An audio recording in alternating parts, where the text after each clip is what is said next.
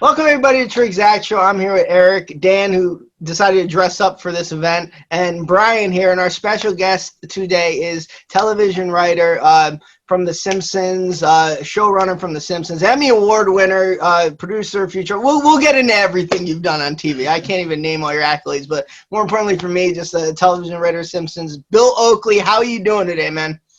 I'm doing well. Thanks for having me, guys. Now, I have to get this out of the way, which I like to do before I get all like smitten and stuff. If you would have told 13-year-old me that I'd be speaking to someone who wrote on The Simpsons, which is my favorite show of all time, I probably would have slapped the shit out of myself. So I have to thank you so much. Like, you have no idea how much this means to me. It is like a dream, one of my dreams coming true, to speak to someone who had something to do with the show. So I have to thank you. It is my pleasure. I'm happy to be here. You don't need to slap the shit out of yourself. It might happen. It might happen later. But all right. Let's get into, before we get into the shows you were on. We like to get a little background about the guests we have on. So like, talk about like your upbringing, how you got into TV writing and stuff.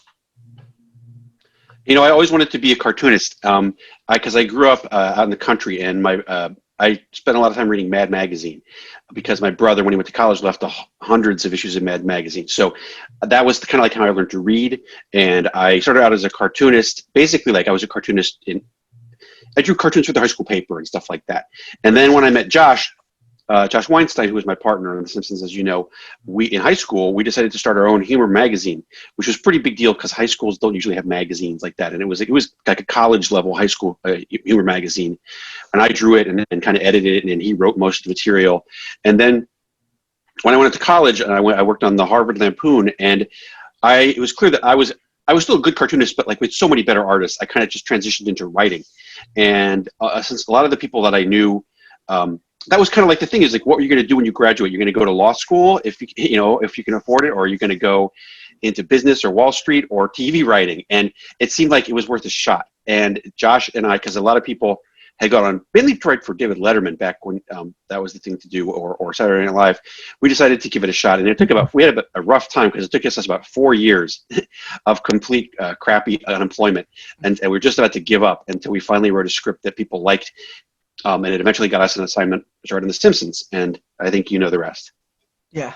Now, what methods did you take? Like, you said, you finally wrote one someone liked. Like, what was wrong with the ones previously? Were you just like throwing stuff at a wall? You know, were they that bad, or? It's interesting. People can tell. Like, the shows that we were writing, we're just like. Do you remember the show Coach? Yeah, with Craig T. Nelson. Yeah, right. So we didn't really like that, but we're like, we can write one that sounds just like a regular Coach, and it did. And it was like, and finally somebody read it, and a guy that we later worked with read it and said, "You guys don't like this show very much, do you?" And I'm like, "Not really." And he was like, "You got to find a show that you like, and you got to write it like, like every word counts."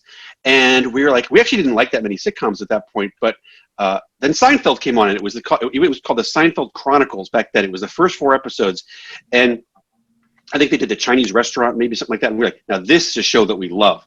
And but people hadn't heard of it. We actually wrote our script that got us through the door, so to speak, was this Seinfeld script. And people didn't know what Seinfeld was at that time. People hadn't seen it. Like Mike, Reese, and Al Jean, who were running The Simpsons at that time, they read that script, and one of them had never even heard of Seinfeld or whatever, but they liked it enough to give us an assignment and to write what became Marge Gets a Job. So how does that like collaboration work with like you and Josh? Like, or like one of you guys like more of like kind of like the storyteller and like character developer? Like, how does that work with you guys?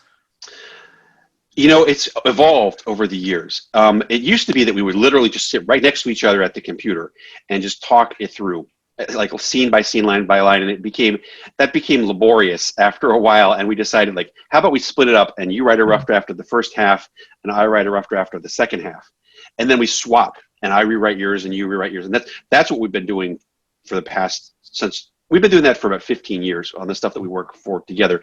But before that, it was just like literally like start on line 1, page 1, sit next to each other. And it's more fun. That's the thing about it, is it's far more fun to work with someone, who's, especially your best friend, than it is to sit by yourself, which is sitting by yourself and writing sucks. It's really one of the worst jobs in the world, unless you're the kind of person who likes to like be alone all the time, and like you know, you're better suited to work at the South Pole over the winter in a room by yourself. Great, that writing is the job for you. But otherwise, it's really boring and lonely. And so working with your best friend is great. Now, the downside is that you got to split a salary. In Hollywood, the salary, you get one salary for two people. And when you both have families and stuff to raise and pay for, even if you're making a fair amount of money, it's still, you're taking a fraction of what, literally half of what you'd be getting on your own. Now, what's the process like of actually pitching a show idea to a network? Because I've written a couple different things, and I have them literally just collecting dust because I'm not really sure of like what the process is like. Like once you have a completed like a show idea, like a little bit of a layout, like a synopsis, like what is that process like? It's basically going through gatekeeper after gatekeeper. That's one of the things that I actually like about today's landscape, far more than the landscape of the 90s. Is that you don't necessarily need. Look at all these people on YouTube who every single day have far more viewers than the most popular network shows. Yeah. Like that's like, what do they need these networks for? Nothing.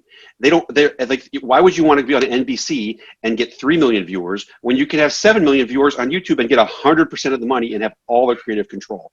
So, but to answer your question, the way that it's been in Hollywood, probably since 1948, is you have to have an agent, and you have to have an agent who, basically what happens is you tell your agent, I have an idea, I'd like to pitch it to the networks, and they say, have the network, and then the agent broaches it with these various places at the networks. There's development executives, you meet with the director of comedy development, and you tell them your idea. You see, they have a meeting.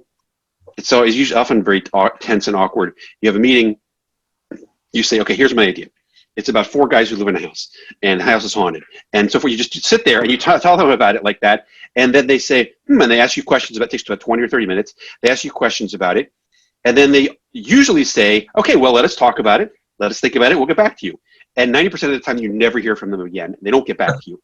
And that's the way it works. That's the polite pass, which is just it's so annoying too. Sometimes the people, if you're super lucky, and also it only happens if you're like J.J. Abrams, they'll say, yes, we want it right now. We're going to buy it. But you got to have somebody real powerful in the room to make that decision. You can't have it be a low-level person. So the only people who get the president of the network in the meeting are J.J. Abrams or whatever, or Shonda Rhimes. So otherwise, sometimes you hear back. And then if they do, then there's a process. They say, okay, we're going to order a pilot script. And even if they say we're going to order the whole series, they want to see a pilot script first, and then they can bail out. And so then you write the script, and they give you notes and so forth. And then at a certain point, they say, well, are they going to make it or we're not?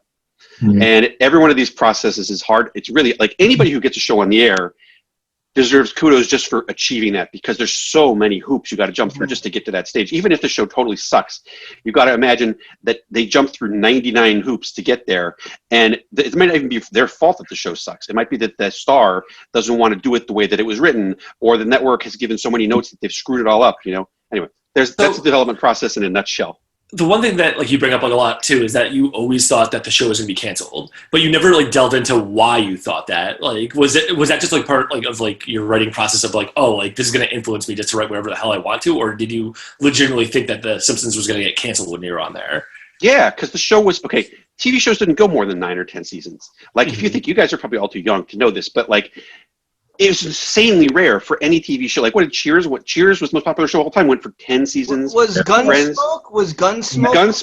Gunsmoke went for 25 years, but it was a drama. MASH was 11 seasons, maybe. Right. Okay. I don't know, maybe 9, maybe 10. But in any case, all the most legendary comedy TV shows of all time, 9, 10 seasons maximum. And we were already on season 8. We were like, this cannot possibly go for more than another season. And as one of the wrongest things ever said. But that was the logic at the time, because you're seeing Cheers wind down, you're seeing Seinfeld run, and it's that's also, you guys don't remember this. The show was not that, the ratings were not that good. We were number 60. There was one in the first and second season when we were on against Cosby, the show was in the top 10 briefly, but during the 5th, 6th, 7th, 8th season, we were always number 52 or number 60, and it's an expensive show. And I was thinking, well, first of all, the show is 8 years old. It's really expensive. It always gets clobbered by Mad About You with Paul Reiser every week. So how much longer are they going to keep doing this? And so we were like, we were also in the rare position of having complete control over the show because both Matt Groening and Jim Brooks were never there. So Josh and I just got to do whatever we wanted all the time. And we were like, this is the greatest show that's ever been created. We were blessed to get this job. Let's have all the fun we want of it. Let's do every crazy crap, the spin-off spectacular, Frank Grimes, anything we could come up with. We're going to do it because this thing's going to run out of gas in the next year. And we want to have had all the fun that could possibly be had with it. You guys might. That's so weird because to me, like the 5 through 8 is like the best season. The best season. So like, it's wild that would be the lowest. Like the ratings aren't that good, but it actually might have. Like, what's the turning point? Why do you think? How old were you when those seasons were on? 4. Maybe 6. Right. See, that's the thing. Right. 18 to 34 was not 18. The TV only cares about 18 to 34 and 18 to 49. Okay, so the show was getting these ratings. We get 90% of everybody under 18, but we only get 11% of people 18 to 49. And all those people would all be watching Mad About You, or or 60 Minutes, football overrun, or whatever. So that's the thing. Like they didn't care. Nobody cared that people under 18 were loving the show when it was broadcast. The fans that ended up growing up finally got to the age where they cared, and then the ratings. Wow, that's really interesting. All right. I should also say, you guys don't remember. You're all sure you don't remember. Grown-ups really did not like animation back then, and like this is the thing that is absolutely mind-boggling today. The Simpsons was other than the brief appearance of Wait Till Your Father Gets Home in the 70s. The Simpsons was the only primetime animated show since the Flintstones, the only one. Yeah, and people thought that. And I'm not talking about 90% of people thought that cartoons were for kids because they were. Every cartoon that had ever been made, except for 2 or 3, theatrical films by, like Fritz the Cat, were made for kids. So when the Simpsons came on, everybody thought it was for kids, and they were shocked because Bart said, "Eat my shorts," and it's like, hey, we can't show that to kids, and everyone was really alarmed about it. So. But even through the time that we worked on The Simpsons and long into the early 2000s, you'd always run into people who say, I don't watch cartoons. Cartoons are for kids. And they would say it to you, even though you worked on The Simpsons, you'd be shocked. It's like, you see Simpsons? Oh, yeah, no, I don't watch cartoons. That's for kids. And you'd be like, damn, this show is pretty respected. But anyway, so that was the attitude of people. And honestly, until like their King of the Hill and South Park, when those two came on, that was when this thing started to crumble. This prejudice against cartoons, and then people who obviously grew up with that don't have that prejudice. But I suspect that most people over 50 probably still feel that way. One of my favorite episode of all time is Homer's Enemy with Frank Grimes. So I have to throw it out there. But like that was not that popular at the time either. It's the funniest episode. That's like you could ask Dan up here during quarantine. He actually texted me, "Give me 10 Simpsons episodes to watch." Literally, almost all of them you were either a writer or showrunner on. So like So like Frank Grimes is my favorite episode, and I want to ask about like this specificness of the writing, how it works. So in the one scene Frank Grimes comes in, where he comes into Homer's house and he's just exhausted, and he's like, all I got to show for it is this briefcase and his haircut.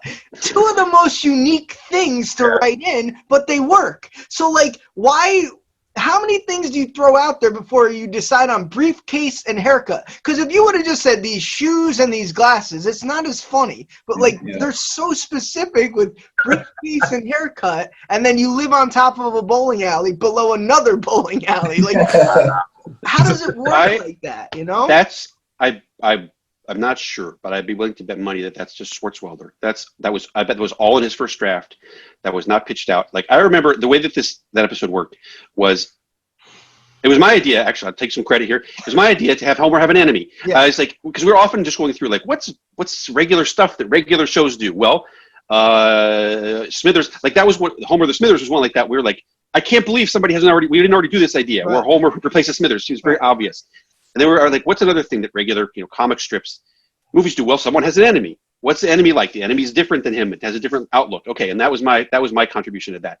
And then we got Swartzwelder in, and Swartzwelder gave it his demented touch that only he could provide. He wrote the first. I think we just kind of pitched it out, and we said, here's the general arc of the thing. We spent several hours, as we always did, and then he wrote it. And my guess is that those lines you're quoting just came from him. I mean, like, his brain doesn't work like anyone else's, and that's why he was so valuable at The Simpsons. Well, the one you specifically wrote, you wrote the Skinner and Seymour You wrote the Skinner and Chalmers scene in the... Yeah, steamed hams. Yeah. Okay. The Aurora Borealis, where the hell did that come from? Like, how did you think I don't know. that? It seems like an obvious lie. Like something's bright. It's bright. Like that whole thing was like it just kind of flowed out of me because I was just like, okay, well, what's the next lie? Like you just got to be in Skinner's head. Like, well, he's more and more desperate, and he just keeps the lies grow more and more preposterous. So what's something that's bright? I don't think that took very much thinking. It's like there's something bright in the other room. What could it be? What's a bad lie about it? Well, it's the Aurora Borealis, and for some reason it's one of the most famous things having to do with the Aurora Borealis these days. It's amazing. So were there like any like jokes that you wrote that didn't take off or still haven't taken off that you still think is like one of like the best things that you wrote?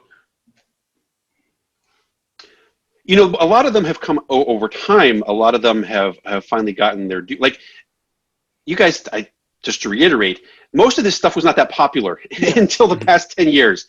Like, I never heard anything about the steamed ham sketch until 5 years ago, when it suddenly became this insanely popular meme due to people in Australia calling the grocery store and asking for steamed hams. And then it took off from there. But, like, like, most of this stuff was not, like, people didn't really like the Franks. Like, I remember Frank Grimes. We were like, people are going to love this. And then nothing. The only thing we got one letter from a guy who was in the Army who said, you've totally captured what it's like to be in the Army. Like, people are so stupid and no one will listen. And we put it up on the wall with a thumbtack and we're like, there's one guy who likes Frank Grimes who got it. That was the entirety. We never heard anything about it again until, like, 2014 or whatever. And so that kind of thing was what always happened. Same with 22 Short Films. Had a mediocre table read. Nobody ever talked about it again. And it's not that we thought it was great. That was one of the rarest opportunities in TV is when you get to put on what you like with no notes, because the network, the original conception of the show was that Fox could not give us any notes. They couldn't even come to the table read unless we invited them. They just had to broadcast the tape that we delivered. And Wow. also because Matt was busy with his other life and Jim was directing all his Oscar-winning movies, they were not there to tell us what to do. So Josh and I, who were always huge Simpsons fans before we even got the job, were like, oh, the clowns are running the circus. So we got to do what we wanted to do. And that, I would say, honestly, most of the stuff that we wanted to do, we did, because there was nobody to tell us not to put it on the air. And we never wanted to do anything that was too dirty. Like, The Simpsons doesn't belong, there's nothing, you shouldn't put dirty stuff on The Simpsons. It doesn't belong there. Mm-hmm. Or explicit drug references and stuff. So we never really pushed the envelope, except for the John Waters, the gay episode, where the censor totally flipped out. And they sent us, like, I don't know, 70 notes about this stuff. And have you guys heard this story before? It's on the DVD. I have not, but you would not be able to play that episode today. That'd be a lot harder today to throw out there. I don't know, maybe. I don't know. Like, it's true. Today, things are even weirder today. But at the time, the censor, the only person we had to answer to at Fox was the censor. And the censor would generally just say, please use discretion about showing Homer's naked buttocks, things like that. And they send these faxes. This is from the era of faxes. They would send a fax with typed up notes. And the notes would usually be 3 or 4 notes, like, please use discretion when showing Homer's naked buttocks. Please delete or replace the word scumbag, things like that. And they were usually, the censor was pretty uptight, but we weren't trying to push the boundaries that much. Then we did this John Waters episode. The censor sent back these notes.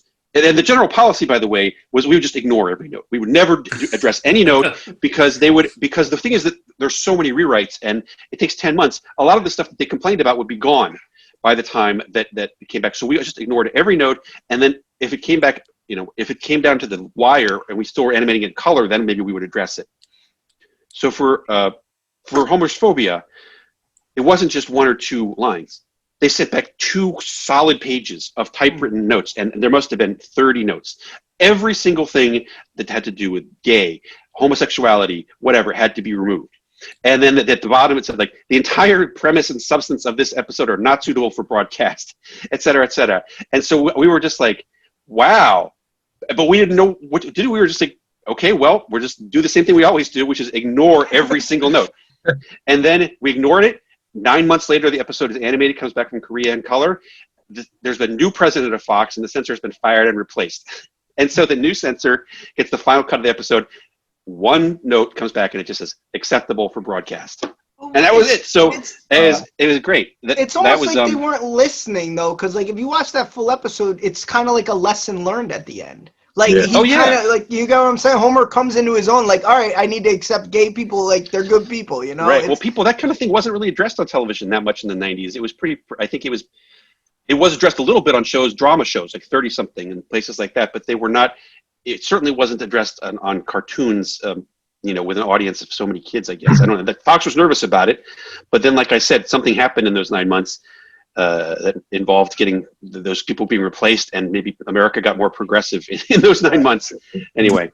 Now you took us through a little bit, mentioning kind of the process, like setting it out to be made in color. What's the process like of creating an episode? Like what goes on behind the scenes? Like after the writing is done, what's kind of the timeline? Like, have you ever seen the behind the scenes thing they did with South Park, where they showed how they made an episode for the week, and then it went all the way up until Wednesday at like 9 o'clock. They were getting the file to Comedy Central to play. I have not seen it, but I've heard about it, and I heard it's fascinating. Like, The Simpsons doesn't operate at nearly the speed of South Park.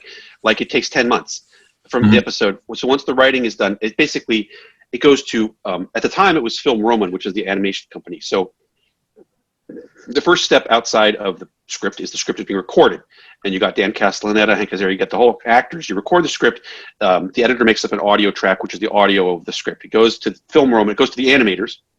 The animators, various teams of animators start drawing it. Like there's the character designers. They design all the characters that are the new characters in the episode. There's props, costumes, and there's backgrounds. All that stuff is designed, and you got to approve it. And there's storyboards, which basically is every act of the show is done like a comic book.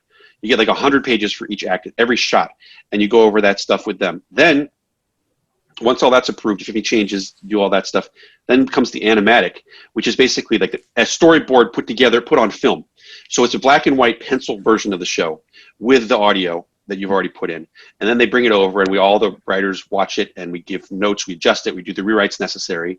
Then that goes to Korea, which is where the animators are. There's 5, at least at the time, there were 5 different animation companies in Korea,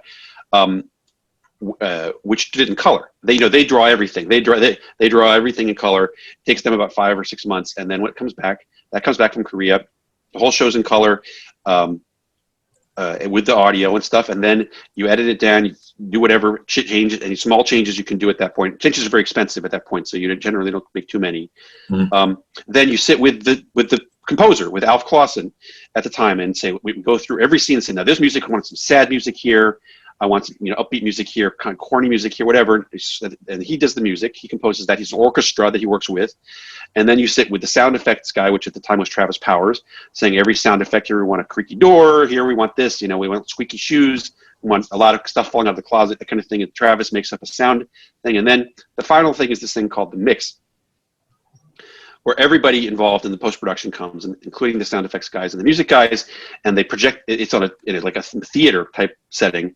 They project the show on a giant screen, and you sit there basically all day of 10 hours going through every shot and saying, okay, now this should be a little louder. That should be a little softer. I want to hear the squeaky shoes there. I want to hear the music louder here, and that kind of thing. And they just raise and lower the levels of everything in the thing to your satisfaction. And then generally at the end, then we'd watch it on a little TV, because the sound, we wanted to hear it the way people would hear it at home, as opposed to in this fancy studio. So we watch the whole show on a regular old TV in the sound mix, and then that's it.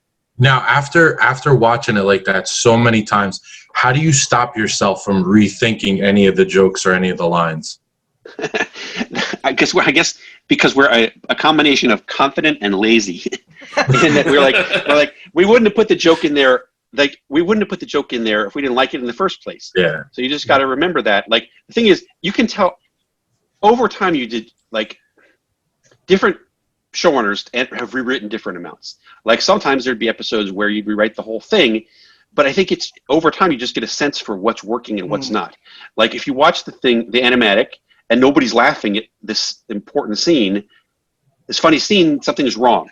However, in many cases, sometimes Josh and I would just go, I don't care that nobody laughed. That's the way we want the scene to be.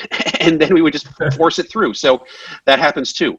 But in many cases, it's clear. Like, and sometimes we had there's a story problem in many cases. Like the dog episode, the episode where the blind guy with the dog, like there was something wrong in the third act of that. And we rewrote it several times. And we ended up finding, it's that thing with the Bob Marley ending was just kind of tacked on, but that kind of gave it a fun end. So like in some episodes, there's a story problem that just persists throughout, and you've got to fix it each time. And other episodes come through, and it's like, this is perfect, and you barely change anything, especially if the first draft is perfect from someone like Swartzwelder or John Beatty. Mm.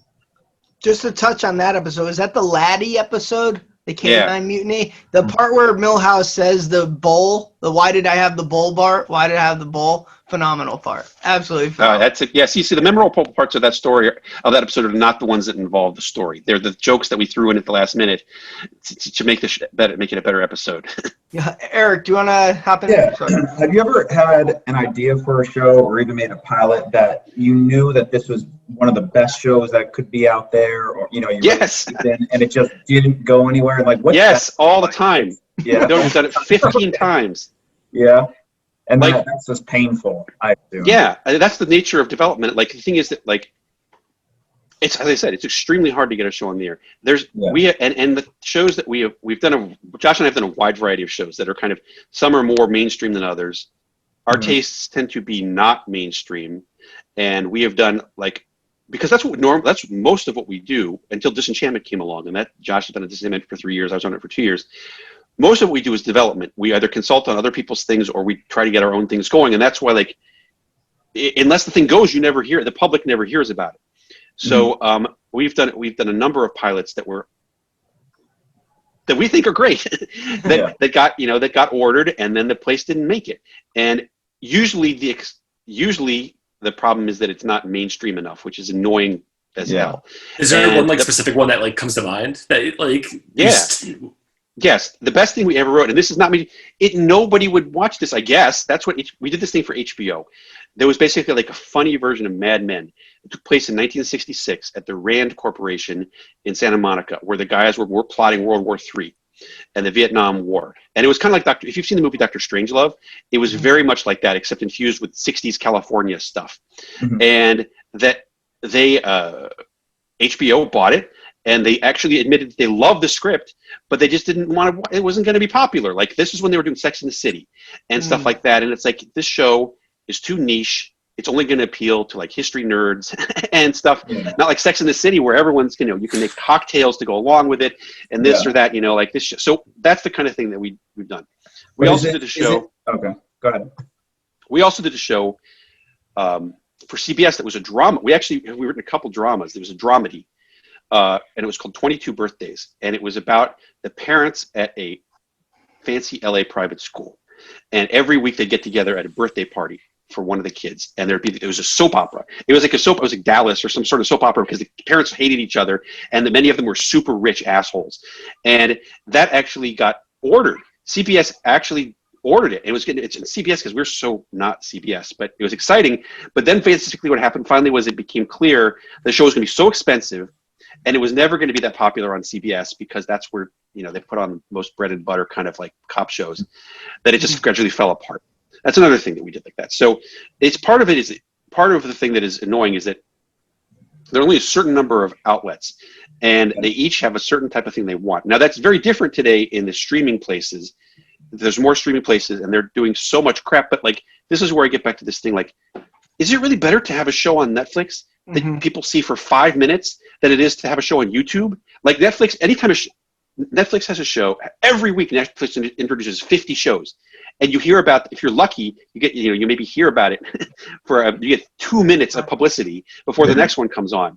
And then I think, gosh, it's nice, paycheck is nice, but honestly, if you had your own show on YouTube or whatever, you get far more, you could do it the way you wanted. It wouldn't pay nearly as much, but on the other hand, the publicity, you could do it the way you wanted. It wouldn't just be this giant trough of stuff that people are throwing stuff into, Right, you see that with the music industries too. We have a bunch of musical artists on, and we're at the point, why even sign a record deal? Like, you have so many more outlets, and you have 100% control of the music you want to make. You don't have to adhere to like putting out some like, I don't know, cheesy radio hit if you don't want to. So it's kind of across the board there. Yeah, and what's preventing you, if you do have this pilot or the show idea that you really believe in, what's preventing you from going to YouTube and just assembling a team and just uploading it, a couple episodes, see if it gets traction. Am I simplifying that? Is this more difficult? It's the cost. It's the cost. If it's an expensive show, like we're producing, Josh, one of the things Josh and I are working on these days is a spinoff of our old show, Mission Hill. And we're extremely excited about that. But it's animation is so expensive, especially good animation, not like, stuff you could do at home, but like professional quality animation is expensive. And so like, we're obviously not going to be able to animate the Mission Hill spinoff and put it on YouTube. Mm-hmm. We have to find a place, hopefully like Netflix or HBO Max, that will pay for it.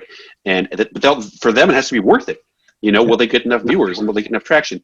But for a cheap show, that YouTube might be the way to go. And I think people are doing that like a lot these days, because even the places that, like for instance, Netflix.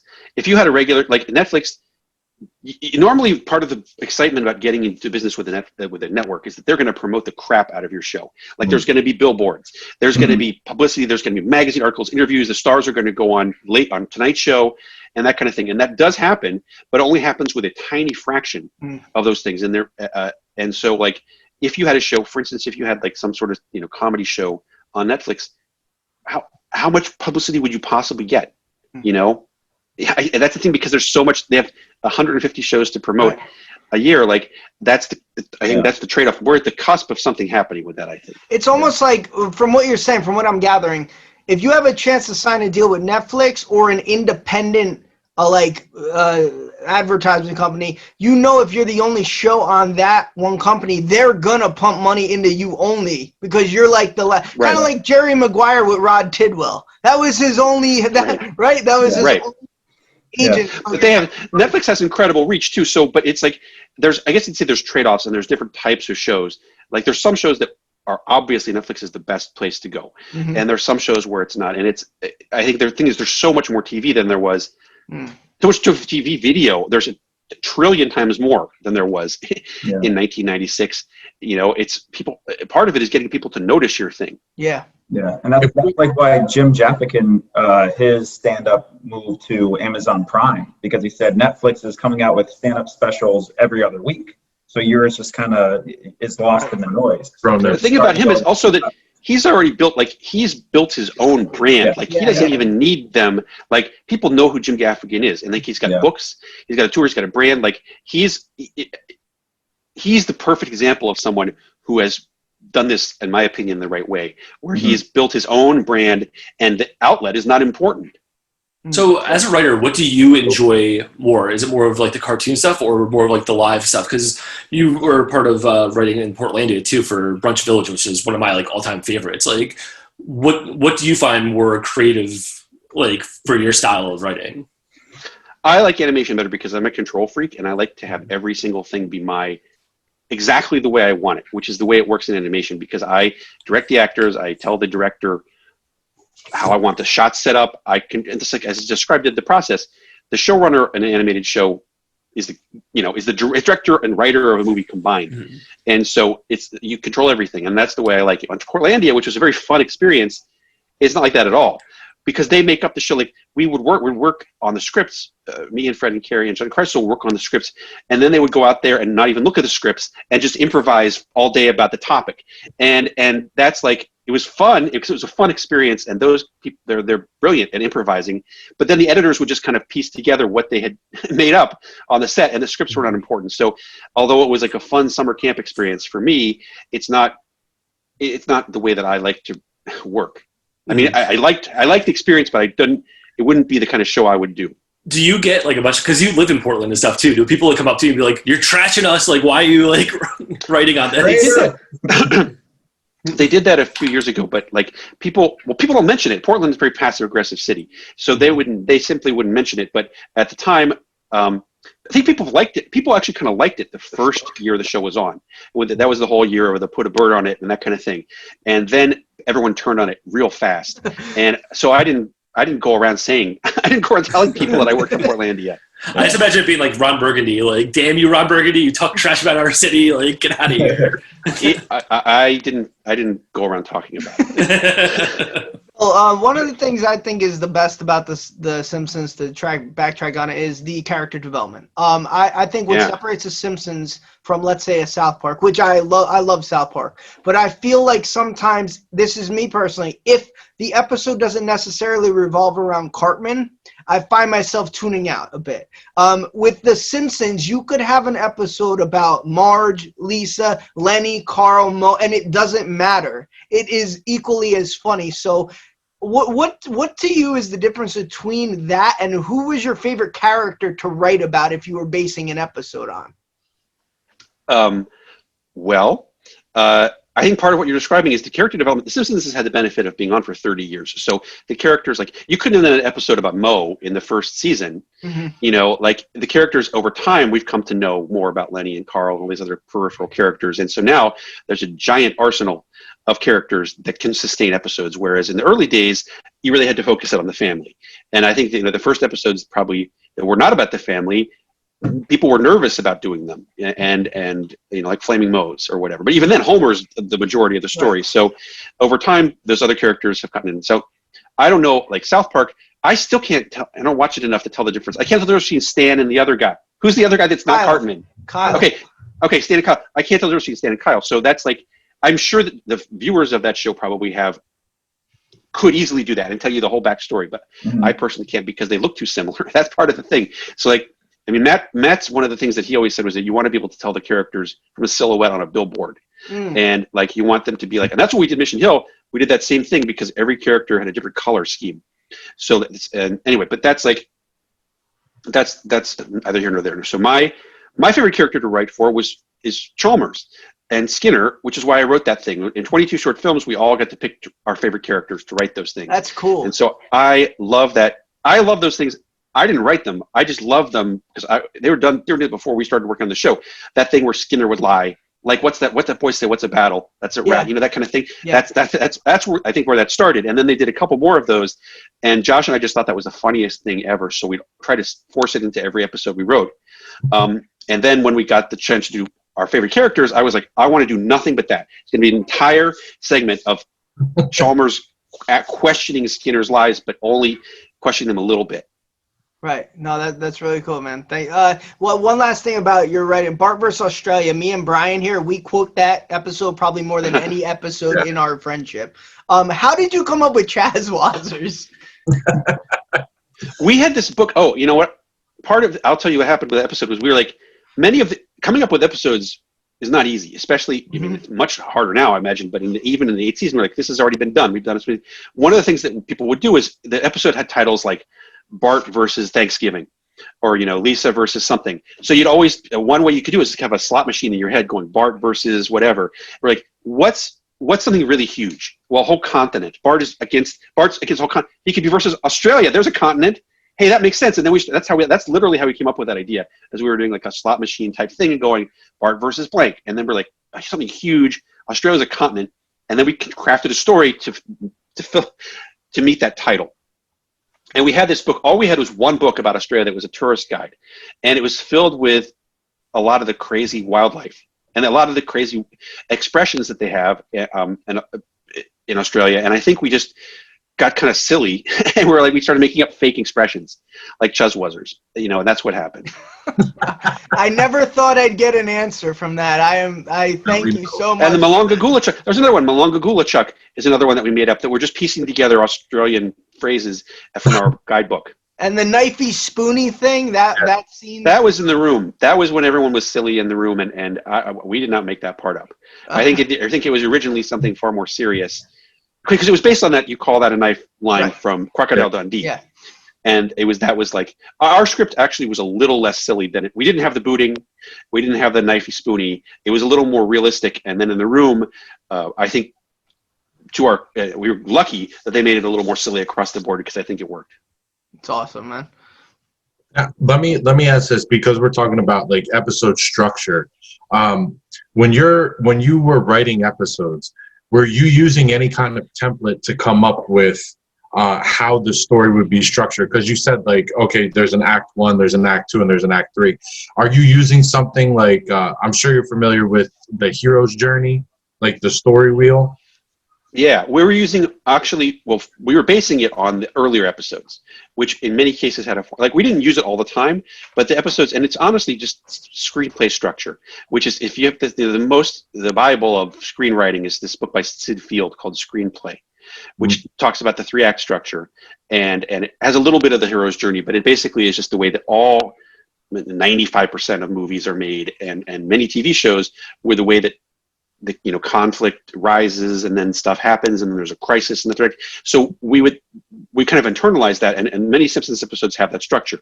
But one of the things the Simpsons did was, at least in those days, there'd be about 8 minutes of random stuff before you got to the story, and it would often be they go to this, they go to the mall, they go to some event, or they go to the water park, and Homer gets stuck. So there'd be basically, you have the first act would almost always be, not always, but in many cases, be about 6 minutes of just random stuff. Like they go to some set piece where they go something's happening, like Bart's birthday party in that radio bar where he falls down the well. It allows you to do a lot of satirical jabs at whatever. And then by the end of the first act, it's clear what the story is. And then in the second act, the story gets more intense until the third act, where whatever the emotional stakes are in the story become physical. And I'll give you what I mean example by that. In Bart Sells His Soul, it was in the second act, he grew increasingly worried that maybe he had sold his soul, and then in the third act, it became physical. It became actually literally running to places to chase down his soul. That one where the one with We're Going to Lovejoy, where he loses his job. It's a crisis of faith, and then has that thing in the zoo where the orangutans are attacking him. That's the same structure where it becomes the emotional story becomes a physical story that somehow embodies what's going on. Wow. That's really, I mean, that's so much more in depth than I ever thought it would be. That's awesome. Go on, Dan. Yeah. No. So I just wanted to ask you how you started getting into the whole food, your Instagram now, right? Yeah. With everything, how did you think of, I'm just gonna start doing these reviews? I was always doing this kind of thing. I've been very opinionated about fast food. I was deprived of fast food as a kid because I lived out in the country. Nearest McDonald's was 50 miles away. I got to go for my birthday, my 8th birthday, whatever. And so I didn't get very much fast food as a kid, so I was always obsessed with it. And I've had these opinions. I expressed them to my family and to friends and whatnot, and nobody cared. So until I started expressing them on Instagram, I expressed them on Twitter, and then the Instagram thing basically just became an evolution of that, where I was like, do I really want to type a 10-part tweet about the McDonald's fresh beef quarter pounder? Why don't I just film it? And for some reason, I did not think it was going to take off to the extent that it did, but it did. I think people, and a lot of times I didn't really think that what I was doing was funny, but people liked it, I guess, for some reason. So I've transformed it into a bit of a non-paying job that never pays anything, but allows me to get free food from places. And so I do these reviews, and I've become somewhat of an quote unquote influencer in the food world, which is delightful to me, and just goes to show you how crazy this whole thing is. Yeah, to touch on the food thing too that Dan brought up, what's a hidden gem of fat? Obviously, we have our Wendy's out here in New Jersey. We just got a few Sonics here. Chick-fil-A. But what's a random one? Well, Arby's. People make fun of Arby's in The Simpsons. I do not approve of the making fun of Arby's on The Simpsons. I didn't write those jokes. Arby's is so much better than people say it is. I've never had anything bad there. So better than Burger King, would you say? Oh yes, Burger King's terrible. Oh, we've had an ongoing battle for 15 years. Burger King is terrible. The Whopper with cheese is not terrible, but many of their other items are bad, and I don't want to waste your whole podcast talking about this. No, this is great. Burger King has had a battle with this forever, so this is perfect because Scott has gone head over heels for Burger King and has talked trash about Arby's, one of the best chains out there. His friends are BK buddies. It's a whole thing. Here's the thing about Burger King.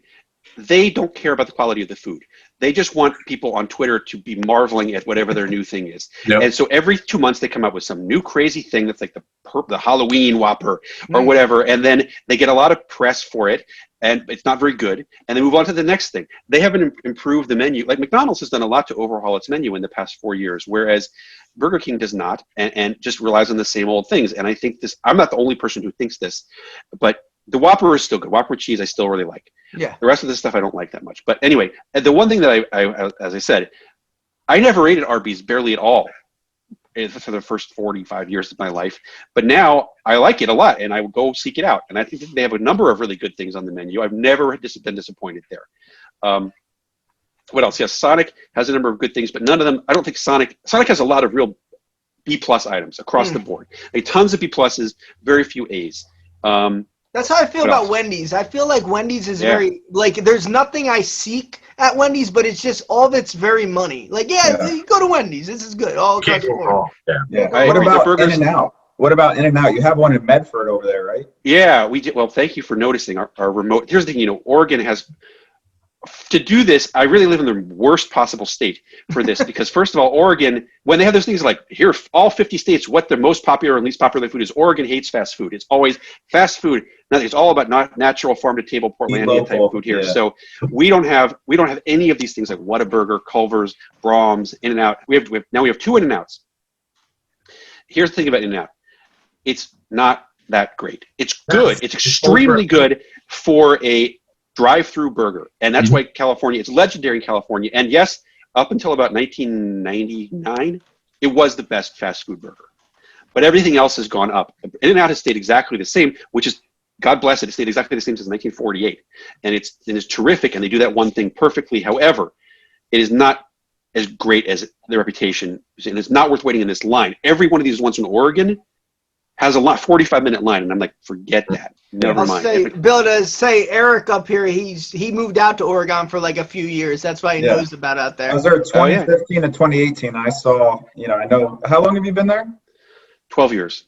12 years. Okay, so you saw like the quote unquote old Portland compared to now.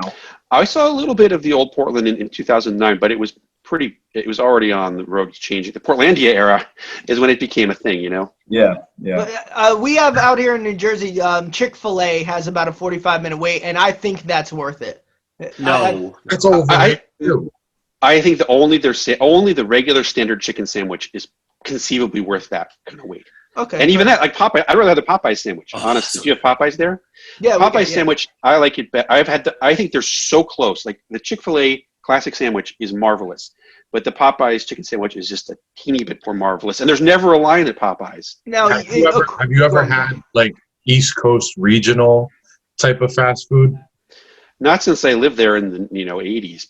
Have you ever had White Castle? There's a really I love White Castle. But the thing is, I actually still think their microwave ones are better than the ones in the restaurant. Like we don't have White Castle out here, so the only one I've been to was the one in Las Vegas, and who knows what kind of quality control they have at that one. It's on the Las Vegas Strip, and like the ones they were perfectly fine, but I love those microwave ones. I think they're delicious. And another one that you did that I thought was hysterical was the Jersey Mike's one, and then after the episode, your kids found you in your car passed out. Like has your doctors or family been like you should? Well, that was. I'm not going to give away too much Hollywood magic, but that was staged. I wasn't really asleep. God damn. I can't believe you have no idea, Bill. Brian and I here have had an argument over Burger King and Arby's since 2006, where I've actually orchestrated marathons to run 2 or 3 not marathons, but runs with me and my friends, 2 miles to the Burger Kings to try to publicize it. And Brian and our other friend Minx were Arby affiliates, and they were the only ones who talked up Arby. So for you to actually bring up those two is like so insanely I was coincidental. It's crazy. Yeah. But they're polarizing. They're polarizing elements, and Arby's has taken a lot of knocks just because it has a funny name. It has a sound that it goes Arb. It's a funny sound, which is why Jon Stewart every night for 10 years, Jon Stewart was making fun of Arby's, which gave it this reputation to some degree, because it has a funny sound. Well, my knock was I went there 13 years ago to give it a shot, and there was flat diet soda, and I never got over it.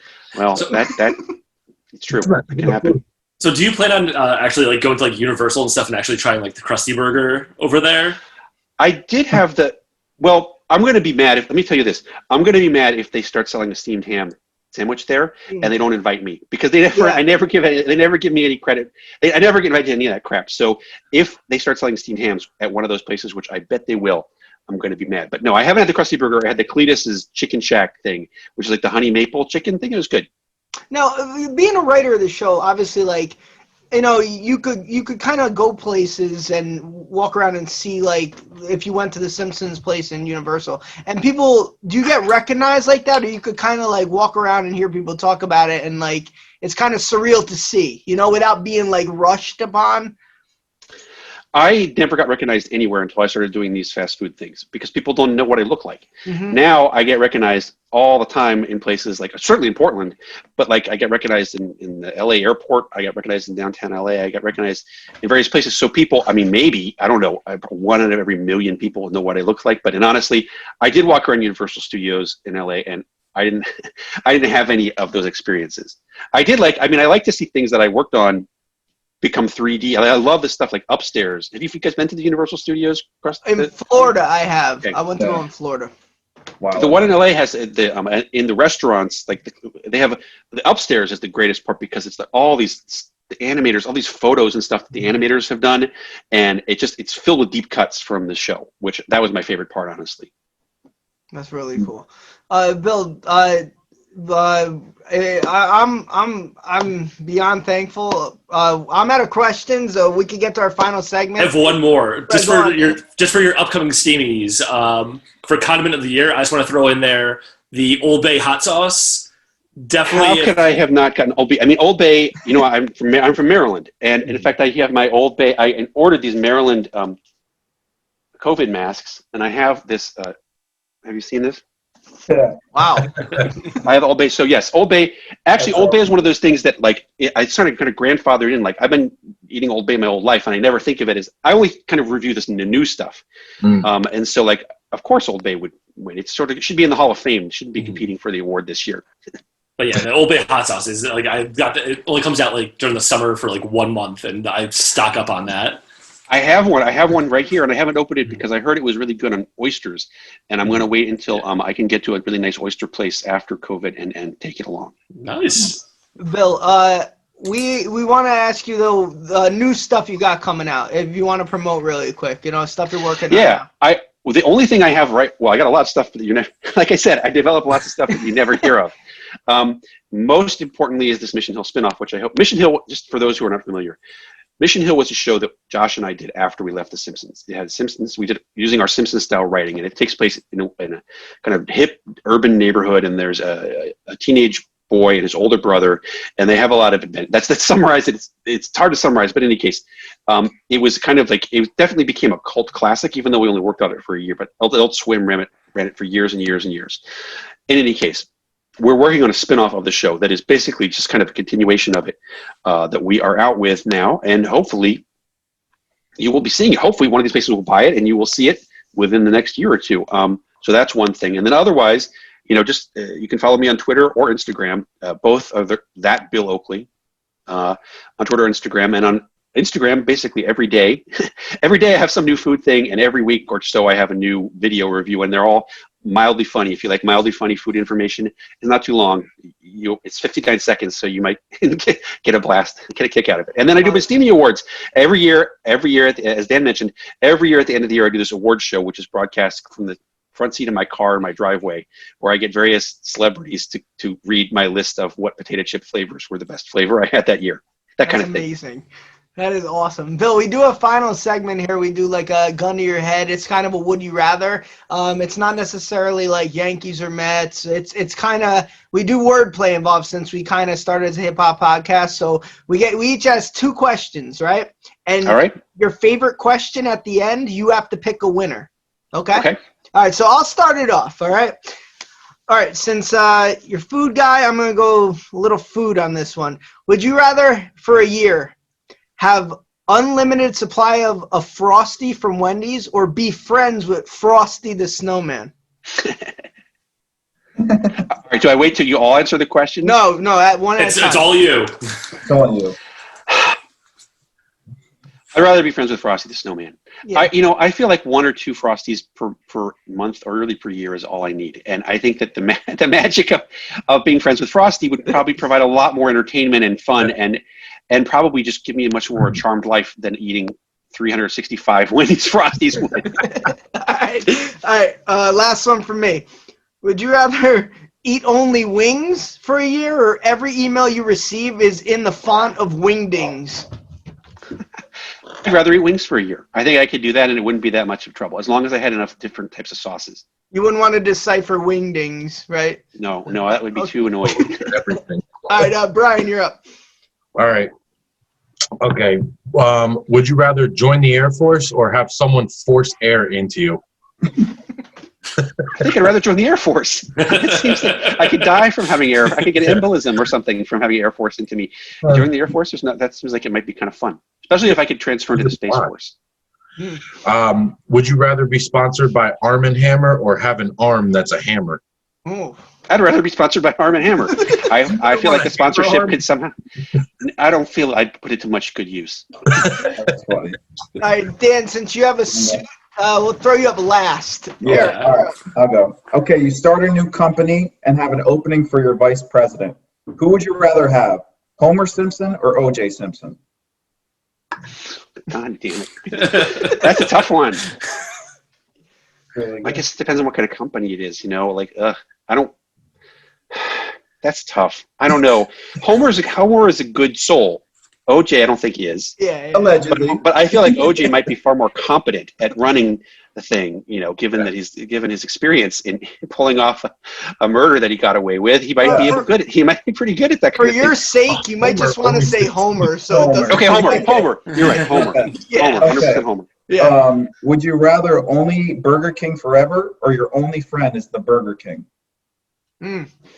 That sucks. I'd rather be Burger King forever. Honestly, both of those are bad, but I'd rather be Burger King forever. That's a good one. I feel like I could do some deep dives into their salads or whatever, if they even serve salads, but I could probably make it work. I wouldn't like it at all. Dan, Wait, I have one more thing I want to promote. I have one more thing I want to promote before. Why don't we do the questions and I'll promote it at the end. Okay, perfect. Dan. All right. Would you rather live your life as Millhouse or have your family live in an operating mill house? I think I'd like to live in an operating mill house. Like, it seems like it might be kind of nice. Like, I mean, especially if it's out in the country and it's kind of one of those old rustic things with a water wheel. Yeah, and you would have like a donkey going around and all that stuff the entire time. People did that for hundreds of years. I'd rather do that. I don't think Millhouse, unfortunately, doesn't seem to have a good trajectory. And at least in the future we projected for him, it seems like he kind of stays at a sad level throughout his entire life. And I feel like that owning and operating my own mill could be kind of, the sky is the limit. Yeah.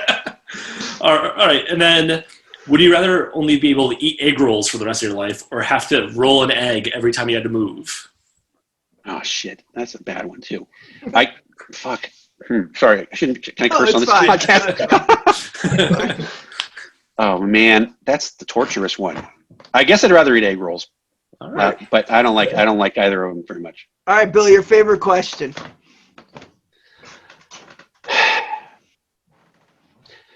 I think it's going to be the mill. Honestly, it gives me Millhouse. I think in a row. I can picture that scenario in my head, and I don't mind it at all. I like the idea. Hey, Dan, you earned this one. Good job. What else did you need to promote, Bill? Oh, okay. So starting in probably somewhere between 5 to 6 weeks, when I start selling these toys, I started a company that's going to make vinyl toys. And by vinyl toys, I mean those expensive ones that you see in the comic book store for $100 that are like fancy, like sculpture type things. Mm-hmm. But they're funny. They're funny. They're ostensibly funny. And so if you follow me on Twitter or Instagram, I'll be promoting this because we're going to make a very limited number of them because it's just a process. The manufacturing process is complicated and expensive, but I just wanted to do this. It kind of reminds me of you're probably all too young for wacky packages, but if you know what wacky packages are, there are these funny stickers that kids collected in the 70s and they've been coming out. And so I wanted to do basically a 3D version of that where it's kind of visual comedy. So and what it is it's funny characters, advertising characters like Count Chocula, Ronald McDonald, but they're fake characters. and they're funny characters that were bad for one reason or another. And I won't spoil it too much, but it is going to be something that it's certainly the first thing I've ever done that is something that people can actually buy and hold in their hands, which makes me excited.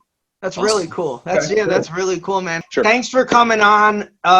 This is really cool, man. Thanks, Bill. I couldn't have asked for anything more. This is a lot of information. I always wanted to know about The Simpsons, and your fast food thing. Even though you picked Arby's over Burger King, it is what it is. So I think I speak for everyone here when this was a real honor, man. I hope you had a good time. I hope you'll come on again sometime. I will. It was very fun. If you want to go over the Steam Awards on this show, that'd be phenomenal too. We can do a recap in January after they're done. Yeah, sure. Perfect. We'll love to have you on. Thanks a lot, man. Okay.